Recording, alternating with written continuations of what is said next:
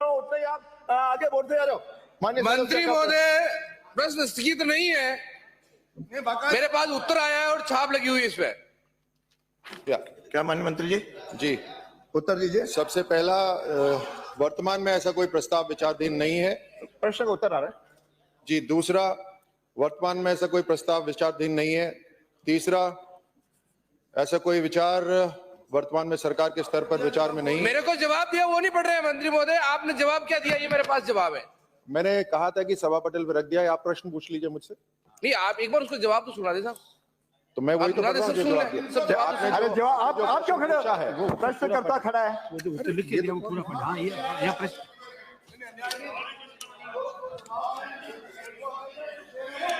माननीय मंत्री जी, माननीय मंत्री जी, अरे अरे बैठिए। बाकी सदस्य बैठिए, बैठिए, बैठिए, अरे बैठिए, बैठिए। माननीय सदस्य सब है, जिसका प्रश्न है उसको बोलने दीजिए। एक सेकंड यार, तो ये रुक जाए यार। अरे माननीय सदस्य प्रश्न का उत्तर सुने। सही है माननीय महोदय। अरे आप, ये मेरा काम है, मेरा काम आप नहीं करेंगे, मेरा काम मेरे करने दीजिए। हाँ तो आप बैठिए ना, आप बैठिए। मैं आपके नेचर जानता हूँ, जो हो रहा है मैं देख रहा हूँ उसको। आपको देखने का अभी जिम्मेदारी नहीं मिली है। बैठिए। अरे आने दीजिए उत्तर, आप बैठिए, उत्तर आने दीजिए। मैं आपको, अरे आपको बोलने की अनुमति नहीं है, बैठिए। आप हमारे हैं तभी तो आपको कहा था। अब आप बैठिए, उत्तर तो अरे उत्तर आने दीजिए, व्यवस्था चलाने दीजिए। हाँ हो ना, आप बैठिए, इसलिए कह रहा हूँ बैठिए, आपका हूँ इसलिए कह रहा हूँ बैठिए। माननीय स्पीकर महोदय, इनका जो प्रश्न है वो सबसे पहला है, क्या सरकार योजना में लाभान्वितों की निर्धारित सीमा 2 लाख में वृद्धि करने का विचार रखती है? उसका उत्तर यह है कि वर्तमान में ऐसा कोई प्रस्ताव विचार नहीं है। मंत्री महोदय, प्रश्न भी अलग है, जवाब भी अलग है। अरे ये उत्तर है मेरे पास है, उत्तर पढ़िए ना। आप कैसे उत्तर है मेरे पास, साहब? उत्तर पढ़िए। उत्तर मेरे पास। ये इस तरीके की सदन की स्थिति। अरे उत्तर क्या है भाई? जी, आप ये देखिए, आपके सरकार के मंत्री को नहीं पता कि जवाब क्या देना है। प्रश्न कुछ लगा है, जवाब कुछ दे रहे हैं, क्यों यहाँ की गरिमा गिरा रहे हैं? माननीय स्पीकर महोदय, मंत्रियों को जो जवाब देना चाहिए उसकी तैयारी नहीं है, रिप्लाई नहीं आ रही है और जवाब ही नहीं। क्वेश्चन क्या है, जवाब क्या दे रहे हैं? वर्तमान में प्रदेश में बेरोजगार युवाओं को बेरोजगारी भत्ता दिए जाने हेतु मुख्यमंत्री युवा संबल योजना लागू है। इस योजना में वर्तमान में सरवण जी, आप बैठो, मैं सक्षम कर लूंगा। 1,656 आशार्थियों को भत्ता दिया जा रहा है, जिसमें पुरुष आशार्थियों को 4,000 रुपए एवं महिला निःशक्तजन एवं ट्रांसजेंडर आशार्थियों को 4,500 रुपए प्रतिमाह भत्ता दिया जा रहा है। दूसरा, तहसील चित्तौड़गढ़ में विगत 3 साल में कुल 3,106 आवेदन प्राप्त हुए हैं, जिसमें से 1,470 आशार्थियों को भत्ता दिया गया है। पुरुष आशार्थियों को 4,000 रुपए एवं महिला निःशक्तजन व ट्रांसजेंडर आशार्थियों को 4,500 रुपए प्रतिमाह दिया गया है। विभागीय पोर्टल पर विधानसभा वार डाटा संधारण नहीं किया जाता है। तीसरा, जी हां, पूर्ववर्ती सरकार द्वारा बेरोजगारी भत्ता 3,500 रुपए प्रतिमाह तक करने की घोषणा की गई थी।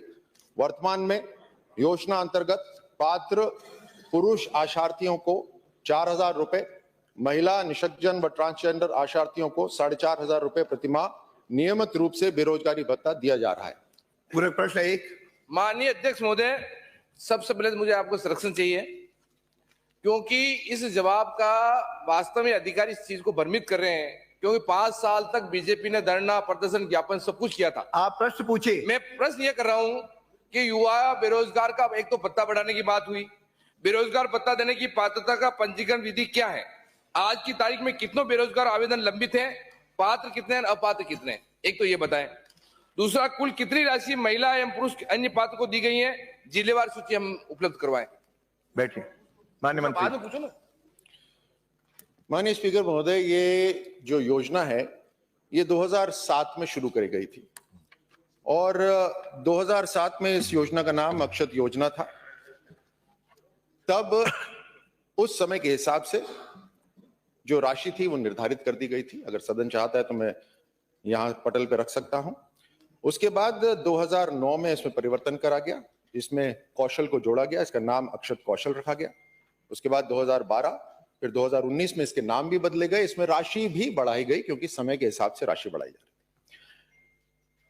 शुरुआत में 2007 में जब ये योजना शुरू हुई तब एक सीमित मात्रा में जो कैप था, अपर लिमिट था, वो एक सीमित मात्रा में था, उसको बढ़ा दिया गया बाद में, उसको 2 लाख, अधिकतम 2 लाख युवाओं को एक समय पे 2 साल तक लगातार ये दिया जाएगा।